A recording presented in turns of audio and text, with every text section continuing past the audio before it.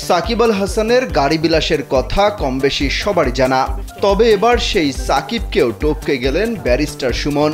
শুল্কমুক্ত যত গাড়ি এমপি মন্ত্রীরা এনেছেন তার মধ্যে সবচেয়ে দামি, সবচেয়ে বিলাসবহুল গাড়িটি ব্যারিস্টার সুমনের। তার গাড়ির দাম 10 কোটি টাকা। যদিও শুল্ক ছাড়ে সেই 10 কোটি টাকা মূল্যের গাড়িটি তিনি কিনেছেন মাত্র 1,28,00,000 টাকায়।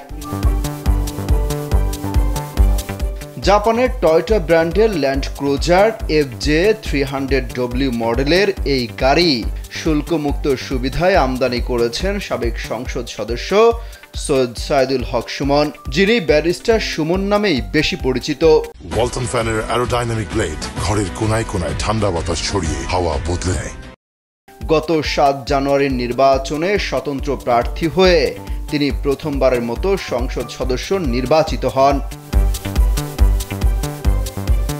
দ্বিতীয় সর্বোচ্চ দামি গাড়িটি এনেছেন মাগুরা 1 আসনের সাবেক সংসদ সদস্য এবং ক্রিকেটার সাকিব আল হাসান। গত 30 জুলাই তিনি গাড়িটি খালাস করেন। তিনি গাড়ি এনেছেন সিঙ্গাপুরের Toyota Tsusho Asia Pacific private limited থেকে। তার গাড়ির ব্র্যান্ডও Toyota LC station wagon GRS।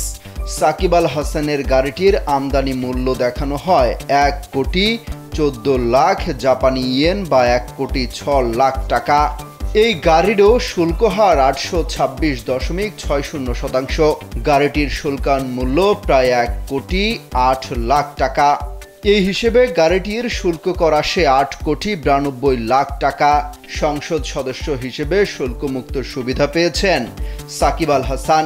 শুধু অগ্রিম কর বাবদ 5,39,000 টাকা পরিশোধ করতে হয়েছে।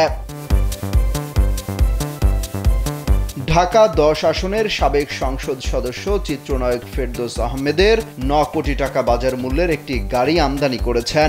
তিনি শুল্ক ছাড় পেয়েছেন 8 কোটি টাকা।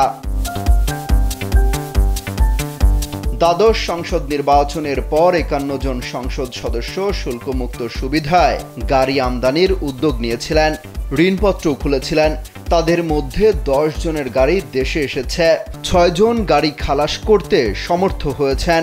4 জনের গাড়ি খালাস করার আগেই ছাত্র জনতার গণ অভ্যুত্থানে গত 5 আগস্ট আওয়ামী লীগ সরকারের পতন হয়। ফলে 4 জন সংসদ সদস্যের গাড়ি আটকে দিয়েছে কাস্টমস। এসব তথ্য তুলে ধরে একটি প্রতিবেদন প্রকাশ করেছে দৈনিক প্রথম আলো। অমিত হাসান রবিন, কালবেলা।